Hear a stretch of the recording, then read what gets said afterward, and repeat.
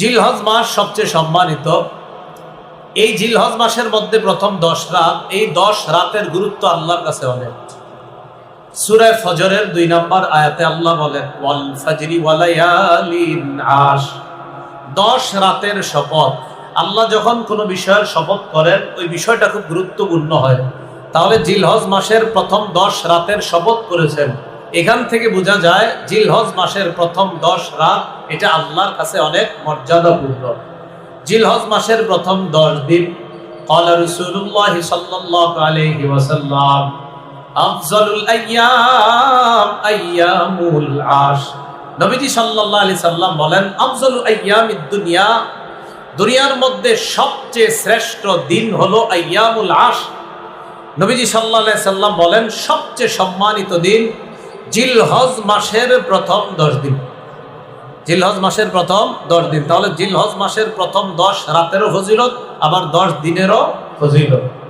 এই জন্য এই 10 দিনে জিকির করা, নির্দিষ্ট এই 10 দিনে জিকির করার কথা আল্লাহ পাক রব্বুল আলামিন সূরা হজের 28 নম্বর আয়াতে আল্লাহ বলেন, ওয়াজকুরুল্লাহা ফি আইয়ামিম মা'লুমাত وَيَذْكُرُ اسْمَ اللَّهِ فِي أَيَّامٍ مَّعْلُومَاتٍ عَلَى مَا رَزَقَهُم مِّن بَهِيمَةِ الْأَنْعَامِ।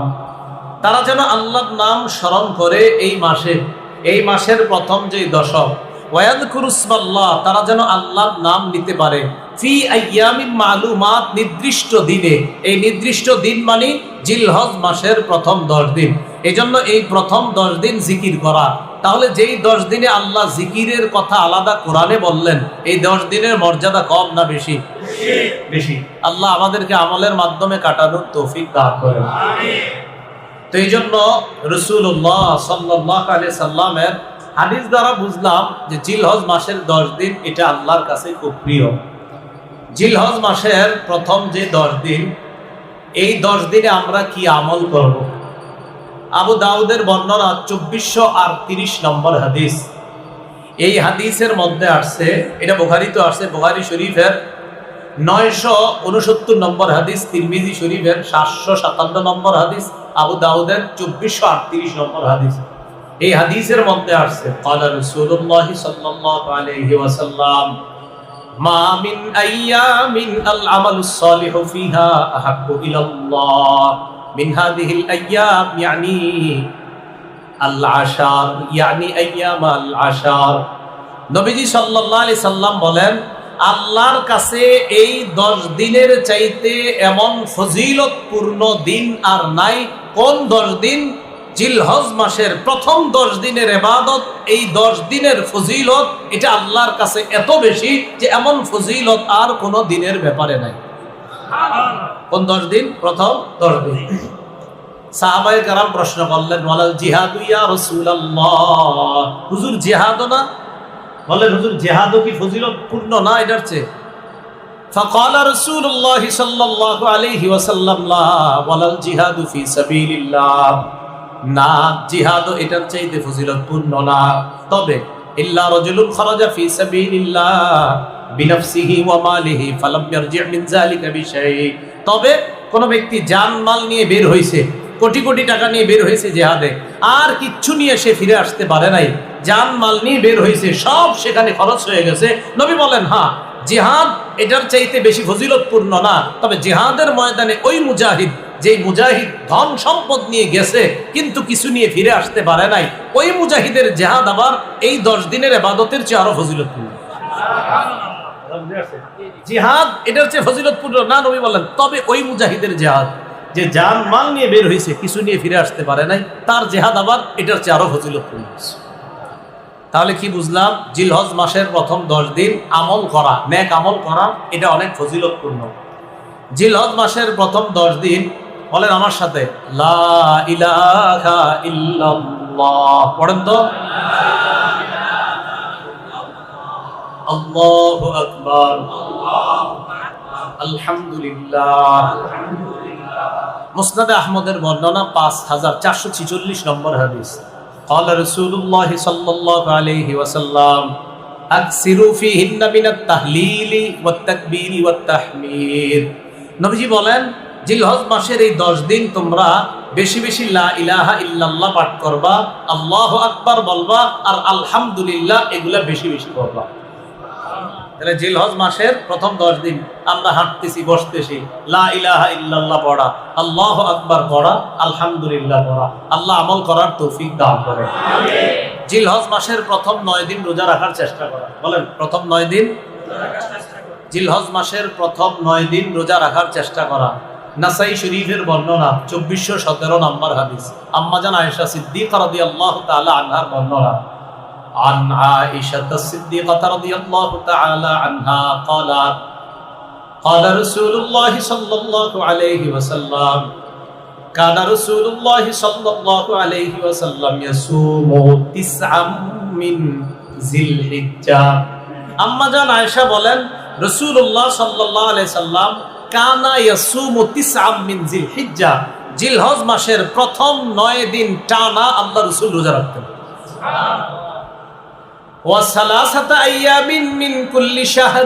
আর প্রত্যেক মাসে 3টা রোজা রাখতেন। প্রত্যেক মাসে কয়টা রোজা রাখতেন? 3টা। 13, 14, 15। আর কি করতেন? ওয়াইসনাইনি ওয়াল খামিস, প্রতি সোমবার আর বৃহস্পতিবার রোজা রাখতেন। তাহলে জিলহজ মাসের প্রথম 9 দিন রোজা রাখতেন, প্রতি মাসে 3টা রোজা রাখতেন, সোমবার আর বৃহস্পতিবার রাসূল সাল্লাল্লাহু আলাইহি সাল্লাম রোজা রাখতেন। যাই হোক, আমাদের উদ্দেশ্য এখন জিলহজ মাস, তাহলে জিলহজের প্রথম 9 দিন রোজা রাখার চেষ্টা করা। যদি পারেন, এটা খুব গুরুত্বপূর্ণ ফজিলতপূর্ণ আমল। যদি না হয়তো নবী টানা 9টা রোজা রাখতেন না। এই 9 রোজার ফজিলত আছে বলেই আল্লাহ রাসূল টানা 9টা রোজা রাখতেন। যারা কোরবানি দিবেন, বলেন যারা কি দিবেন?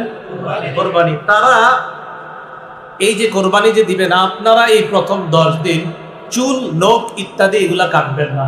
মুসলিম শরীফের বর্ণনা 1977 নম্বর হাদিস, আমাদের মাদ্রাসার পাঠ্যপুস্তক অনুসারে। আর যারা পকেটে মোবাইল চালান, মাঝে মাঝে হাদিসের অ্যাপস খুলে মিলান হুজুরের কথাটা সঠিক কিনা, এই অনুযায়ী 5013 নম্বর হাদিস, এটা তাকরার অনুযায়ী হাদিসটা, ঠিক আছে? আমাদের মাদ্রাসার পাঠ্যপুস্তক অনুসারে 1977। আর আমাদের মাদ্রাসার পাঠ্যপুস্তকে যেটা, ওই নাম্বারটা সারা দুনিয়াতে চলে। পকেটে যেটা, এই নাম্বারটা কিন্তু পুরো দুনিয়াতে চলে না, এটা শুধু বাংলাদেশে। মনে রেখে তো রাসূলুল্লাহ সাল্লাল্লাহু আলাইহি ওয়াসাল্লাম বলেন, ইদা রাআইতুম হিলালা যিল হিজ্জা, রাসূলুল্লাহ সাল্লাল্লাহু আলাইহি সাল্লাম বলেন, ইদা রাআইতুম হিলালা যিল হিজ্জা, তোমরা যখন জিলহজ মাসের চাঁদ দেখবা। বলেন, কোন মাসের? তোমরা যখন জিলহজ মাসের চাঁদ দেখবা, তাহলে প্রথম কথা জিলহজের চাঁদ দেখলাম, দেখার পর কি, ওয়া আরাদা আহাদুকুম আইয়ুদহিয়া, আর তোমাদের কেউ যদি কোরবানি করার ইচ্ছা করো, তাহলে প্রথম হলো চাঁদ দেখলেন। চাঁদ দেখার আগে থেকে তো আপনারা জানেন আপনি এবার কোরবানি দিবেন কিনা। তো চাঁদ দেখার সাথে সাথে এরকম যদি হয় যে আপনাদের কেউ কোরবানি দিবেন, ফালইউমসিকান শারিহি ওয়া আসফারিহি, ওই ব্যক্তি যেন চুল কাটা, নখ কাটা থেকে বিরত থাকে। চুল কাটা আর নখ কাটা থেকে কি থাকে? বিরত থাকে। তাহলে চুল কাটা, নখ কাটা থেকে বিরত থাকা এই 10 দিন। এজন্য জিলহজ শুরু হওয়ার আগে নখগুলা কেটে নেওয়া, চুলগুলা বড় থাকলে ছোট করে নেওয়া। আল্লাহ আমল করার তৌফিক দান করেন। আমিন। জিলহজ মাসের 9 তারিখ, 9 জিলহজ মানে আরাফার দিন যেটাকে বলা হয়। বলেন, কয় জিলহজ? 9 জিলহজ। এই 9 জিলহজের একটা রোজা রাখা, এটা কথার কথা। প্রথম কথা, আমরা যদি 8টা না পারলাম, 1, 2, 3, 4 এরকম 8টা না পারলাম, সেক্ষেত্রে কি করবেন? সেক্ষেত্রে 9 জিলহজ যদি রোজা, শুধু 9 জিলহজের রোজাটা রাখেন। আবু দাউদ শরীফের বর্ণনা 2425 নম্বর হাদিস, এই হাদিসের মধ্যে আসছে, ক্বালা রাসূলুল্লাহ সাল্লাল্লাহু আলাইহি ওয়াসাল্লাম, সিয়ামু আরাফাতা ইন্নী আহতাসিবু আলাল্লাহ আইয়ুকাফিরাস সানাতাল্লাতী ক্বাবলা ওয়াল্লাতী বা'দা। আরাফার দিনের একটা রোজা রাখলে আগের 1 বছর, পরের 1 বছর, 2 বছরের গুনাহ মাফ। কয় বছরের গুনাহ মাফ? 2 বছর। এখন কথা হলো, আরাফার দিনের এই যে রোজাটা রাখবো আমরা, 9 জিলহজ ফজরের নামাজের থেকে, ফজরের নামাজের সালাম ফিরানোর পর থেকে 13ই জিলহজ আসরের নামাজের পর পর্যন্ত একটা আমল করব আমরা। এটাকে বলা হয় তাকবীরে তাশরিক। বলেন, কি বলা হয়? তাকবীরে তাশরিক। আবু দাউদের বর্ণনা 1813 নম্বর হাদিস, ক্বালা রাসূলুল্লাহ সাল্লাল্লাহু আলাইহি ওয়াসাল্লাম, নবীজি বলেন, ইন্না হাদিহিল আইয়াম আইয়ামু আকলিন ওয়া শুরবিন ওয়া যিকরিন। নবী বলেন, এই দিনগুলা হলো খাওয়ার দিন, পান করার দিন, জিকির করার দিন। এই দিনগুলা খাওয়ার দিন, পান করার দিন, আর হলো জিকিরের দিন। তাহলে এই দিনে আমরা খাবো, পান করব, জিকির করব, এটা নবীজি সাল্লাল্লাহু আলাইহি সাল্লাম আমাদেরকে জানায়া দিলেন। এখন তাকবীরে তাশরিকটা এটা কি পারেননি সবাই? বলেন তো।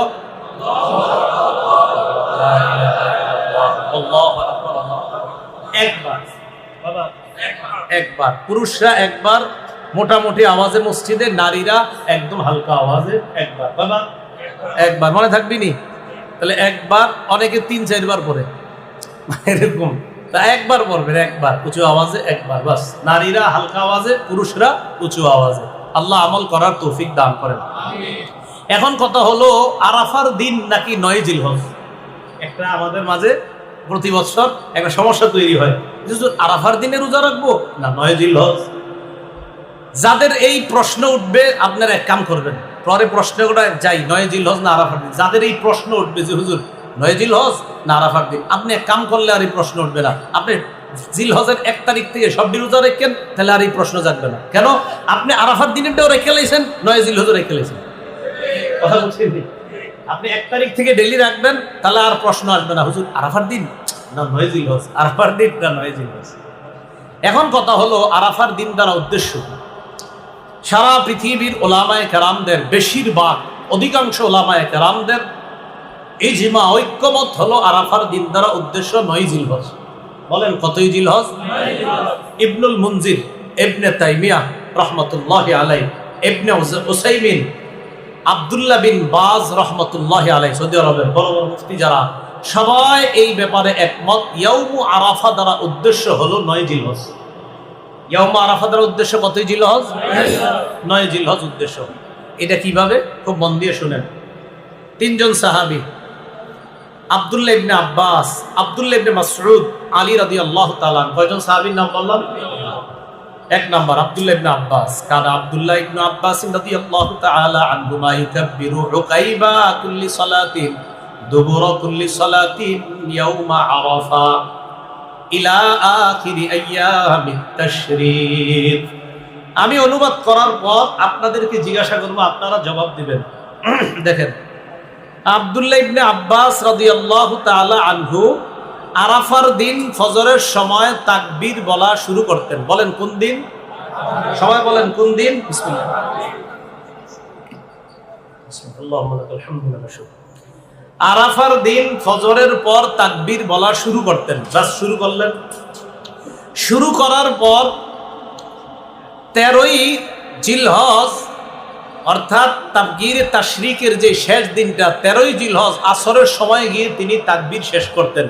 এখন আমি আপনাদের কাছে প্রশ্ন, আব্দুল্লাহ ইবনে আব্বাস আরাফার দিন শুরু করতেন আর তাশরিকের শেষ দিনে গিয়ে শেষ করতেন। শেষ দিন কয় তারিখ পরে? 13 তারিখ। তাহলে 13 তারিখ যদি শেষ দিন হয়, তো 13 তারিখের আগের থেকে হিসাব করেন আরাফার দিন কয় তারিখ হয়? 9 তারিখ। তো আব্দুল্লাহ ইবনে আব্বাস আরাফার দিন শুরু করতেন, তো আরাফার দিন দ্বারা এখানে কি হবে উদ্দেশ্য? 9 জিলহজ যদি না ধরি তাহলে তো শেষে হিসাব মিলবে না। আলী রাদিয়াল্লাহু তাআলা আন আরাফার দিন তাকবীরে তাশরিক শুরু করতেন, তাকবীরে তাশরিক গিয়ে শেষ করতেন 13ই জিলহজ। আমরা শেষটা ধরলেই শুরুটা পাওয়া সহজ। আব্দুল্লাহ ইবনে আব্বাস, আলী, আব্দুল্লাহ ইবনে মাসউদ তারা সবাই তাকবীর শেষ করতেন 13ই জিলহজ। 13ই জিলহজ যদি তারা তাকবীরে তাশরিক শেষ করেন তো শুরু করবে কয়, আর শুরু করতেন আরাফার দিন। তো শেষ যদি হয় 13ই জিলহজ, তাহলে আরাফার দিনটা কয় তারিখ হবে? 9 জিলহজ। তাহলে 9 জিলহজ আরাফার দিন দ্বারা উদ্দেশ্য। এটা আসলে ঝগড়ার বিষয় না, এটা বুঝার বিষয়। এই জন্য 9 জিলহজ আরাফার দিন দ্বারা উদ্দেশ্য। এখন আপনি যদি বলেন না আরাফার দিন সৌদির সাথে আমরা রোজাটা রাখবো, তো ঠিক আছে 9 তারিখ সৌদির সাথে কোরবানি করেন। আরাফা যেদিন হবে সৌদি আমাদের দেশে জিলহজের কয় তারিখ? 8। আর আরাফার দিন আমাদের দেশে জিলহজের কয় তারিখ? আমাদের দেশে কয় তারিখ? আমাদের দেশে জিলহজের 8 তারিখ না? তাদের আরাফার দিনে আমাদের দেশে কয় তারিখ হবে? 8। তো ওই দেশের যদি আরাফার দিন আর আমাদের দেশের আরাফার যদি বলেন রোজা রাখেন, তো ঠিক আছে, আপনি ওই দেশের আরাফার দিনে রোজা রাখলেন 8 তারিখ। এখন ওই দেশে তো 10 তারিখে কোরবানি করতেছে, আর আমাদের দেশে ওদের কোরবানির দিন আমাদের দেশে 9 তারিখ। তো আপনি কোরবানি করেন 9 তারিখে। হ্যাঁ, যদি আরাফার দিনে রোজা রাখেন ওদের সাথে মিলে, তো ঠিক আছে, ওদের সাথে মিলে পরের দিন কোরবানি করেন। এই দেখেন এখানেই তো ধরা খেয়ে যাবেন। এই জন্য আরাফার দিন দ্বারা উদ্দেশ্য কয় তারিখ? 9 জিলহজ। বলেন কয় তারিখ উদ্দেশ্য? 9 জিলহজ। এটা ঝগড়ার বিষয় না। হ্যাঁ, কারো যদি মনে হয় হুজুর আমার তো মন মানে না, তো ঠিক আছে, আপনি জিলহজ মাসের সবটি রাখেন, কোনো সমস্যা নাই, তাহলে আপনার মন মাইলে রইব। আপনার যদি মনে খটকা থাকে তাহলে আরাফার দিনেরটাও হবে, 9 জিলহজেরটাও হবে। এই 9 দিন রোজা রাখার যে ফজিলত এটাও পেয়ে যাবেন। আল্লাহ আমাদের সকলকে ঝগড়া মুক্ত ভাবে এই 9 জিলহজ তথা এই প্রথম 9-10 দিনের আমলগুলা আমরা যেন সুন্নাহ মোতাবেক করতে পারি, আল্লাহ তৌফিক দান করেন। এবার আসেন জিলহজ মাসের ইব্রাহিম আলাইহিস সালাতু ওয়াস সালামের ঈমান এবং ইব্রাহিম আলাইহিস সালাতু ওয়াস সালামের যে সমর্পণ, ত্যাগ, আল্লাহর কাছে নিজের আত্মসমর্পণ করা, এই আত্মসমর্পণ করার উজ্জীবিত হওয়ার মাস হলো জিলহজ মাস। ইব্রাহিম আলাইহিস সালাতু ওয়াস সালাম আর তার সাথে ঈমানদার যারা, তাদের ঈমান কেমন? সূরা মুমতাহিনা 28 নম্বর পারায় এই সূরার 4 নম্বর আয়াতে আল্লাহ বলেন, ক্বাদ কানাত লাকুম উসওয়াতুন হাসানাতুন ফি ইব্রাহিম ওয়াল্লাযীনা মাআ। ইব্রাহিম আলাইহিস সালাতু ওয়াস সালাম এবং তার সাথে যারা ঈমানদার, এই ঈমানদার এবং ইব্রাহিম নবীর মাঝে তোমাদের জন্য উত্তম আদর্শ রয়েছে। ইয ক্বালু লিকাওমিহিম ইন্না বুরাআউ মিনকুম ওয়া মিম্মা তা'বুদুনা মিন দুনিল্লাহ। তারা যখন তাদের সম্প্রদায়কে বলল, আমরা তোমাদের থেকে মুক্ত, আর তোমরা আল্লাহ ছাড়া যাদের ইবাদত করো তাদের থেকে মুক্ত। কাফারনা বিকুম ওয়া বাদা বাইনানা ওয়া বাইনাকুমুল আদাওয়াতু ওয়াল বাগদাউ আবাদান হাত্তা তুমিনু বিল্লাহি ওয়াহদা। আমরা তোমাদেরকে অস্বীকার করলাম মানে তোমাদের আকীদা বিশ্বাসকে আমরা অস্বীকার করি, কারণ তোমরা আল্লাহ ছাড়া অন্যের ইবাদত করো। তোমরা যে আল্লাহ ছাড়া অন্যের ইবাদত করো, এই ইবাদতটা যে তোমরা করো, এই ইবাদত তোমরা যে করো, এটাকে আমরা অস্বীকার করি, এটা আমরা মানি না। বাদা বাইনানা ওয়া বাইনাকুমুল আদাওয়াতু ওয়াল বাগদা, আমাদের মাঝে আর তোমাদের মাঝে শত্রুতা এবং বিদ্বেষ স্পষ্ট হয়ে গিয়েছে। হাত্তা তুমিনু বিল্লাহি ওয়াহদা, যতক্ষণ তোমরা আল্লাহর উপর ঈমান না আনবা ততক্ষণ আমাদের মাঝে আর তোমাদের মাঝে শত্রুতা থাকবে, বিদ্বেষ থাকবে। এখন আসেন, এই আয়াত থেকে আমাদের শিক্ষা কি? এই আয়াত থেকে শিক্ষা হলো, আল্লাহর জন্য কাউকে মহব্বত করা এটাও জায়েজ, আল্লাহর জন্য কাউকে ঘৃণা করা এটাও জায়েজ। না হয় ইব্রাহিম নবীর সাথে ঈমানদাররা বলতেছে, আমরা তোমাদেরকে প্রত্যাখ্যান করি, কারণ তোমাদের বিশ্বাস ঠিক নাই, তোমাদের মাঝে আর আমাদের মাঝে শত্রুতা চিরকাল থাকবে যতক্ষণ ঈমান না আনবা। সহিহ আবু দাউদের বর্ণনা 4681 নম্বর হাদিসের মধ্যে রাসূলুল্লাহ সাল্লাল্লাহু আলাইহি সাল্লাম বলেন, মান আহাব্বা লিল্লাহ ওয়া আবগাযা লিল্লাহি ওয়া আতা লিল্লাহ ওয়া মানাআ লিল্লাহ। যে ব্যক্তি আল্লাহর জন্য কাউকে মহব্বত করে, আল্লাহর জন্য কাউকে ঘৃণা করে, আল্লাহর জন্য কাউকে দান করে, আল্লাহর জন্য কাউকে দান না করে। আবার বলছি, যে ব্যক্তি আল্লাহর জন্য কাউকে মহব্বত করে, আল্লাহর জন্য কাউকে ঘৃণা করে, আল্লাহর জন্য কাউকে দান করে, আল্লাহর জন্য কাউকে দান না করে, ফাকাদ ইসতাকমালাল ঈমান, ওই ব্যক্তি ঈমান পরিপূর্ণ করবে।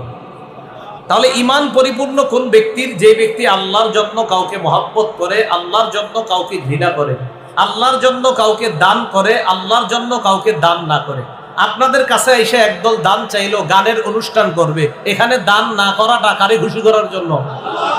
আপনাদের কাছে কেউ আসলো, আইসা বলল 3 জন এতিমকে সহযোগিতা করব, দান চাইলো, এখানে দান করবেন কারে খুশি করার জন্য?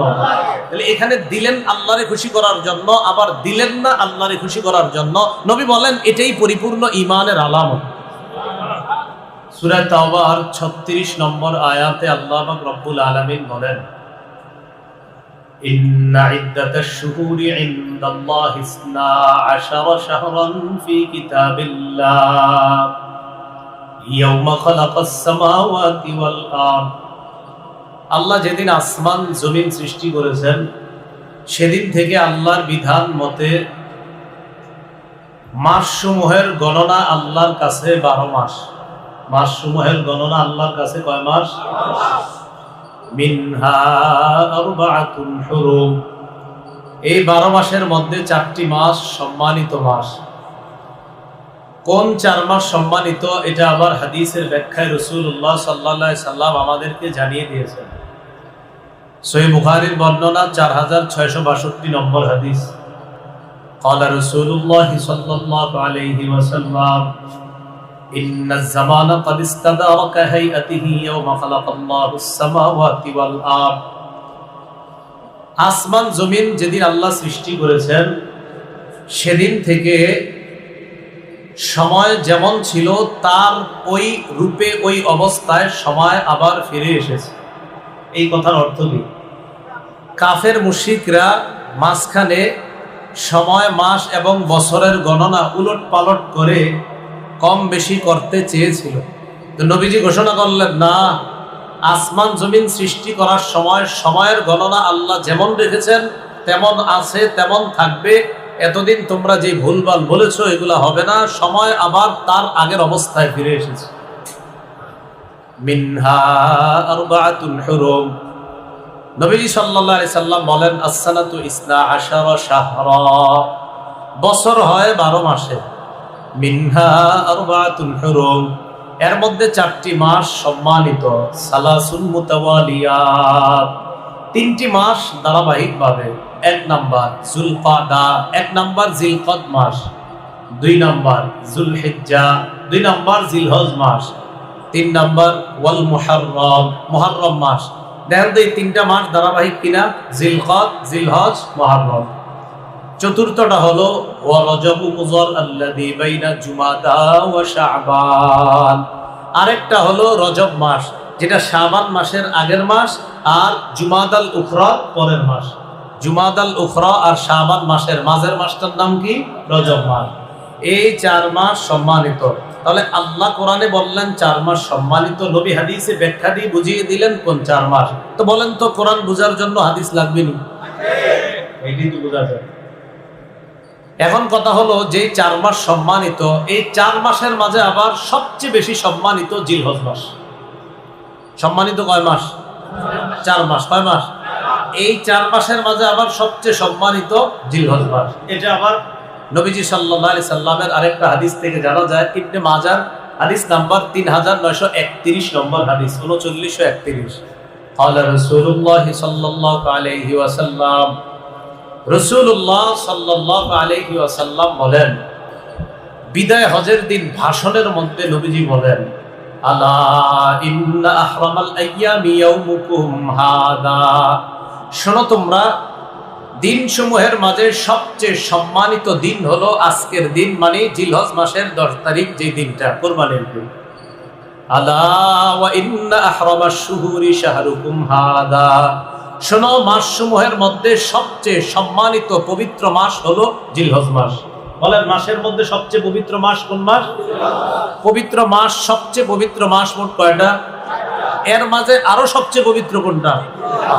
তো নবীজি বিদায় হজে বলে বসলেন, আলা ওয়া ইন্না আহরামাশ শুহুরি শাহরুকুম হাযা, তোমাদের মাসসমূহের মাঝে সবচেয়ে সম্মানিত মাস এই মাসটা, মানে জিলহজ মাস। আলা ওয়া ইন্না আহরামাল বালাদি বালাদুকুম হাযা, সবচেয়ে সম্মানিত শহর হলো এই শহর তথা পবিত্র শহর মক্কা। এরপর নবীজি বলেন, আলা ইন্না দিমাআকুম ওয়া আমওয়ালাকুম আলাইকুম হারামুন কাহুরমাতি ইয়াউমিকুম হাযা ফি হাযা আশ-শাহরি ফি হাযাল বালাদ। নবীজি বলেন, পবিত্র শহর মক্কায় পবিত্র মাস জিলহজ মাসে, পবিত্র দিন জিলহজের 10 তারিখ। পবিত্র শহর মক্কা, পবিত্র মাস জিলহজ আর পবিত্র দিন 10 তারিখ, এগুলা যেমন পবিত্র, আমি নবী, তোমরা মুসলমানরা একজন আরেকজনের কাছে তোমাদের রক্ত এবং তোমাদের সম্পদ তেমন পবিত্র বলে, সম্মানিত বলে ঘোষণা করলাম। আমাদের এই হাদিস দ্বারা উদ্দেশ্য, সবচেয়ে সম্মানিত মাস 4টা, আর এই 4টার মাঝে আবার সবচেয়ে সম্মানিত জিলহজ মাস।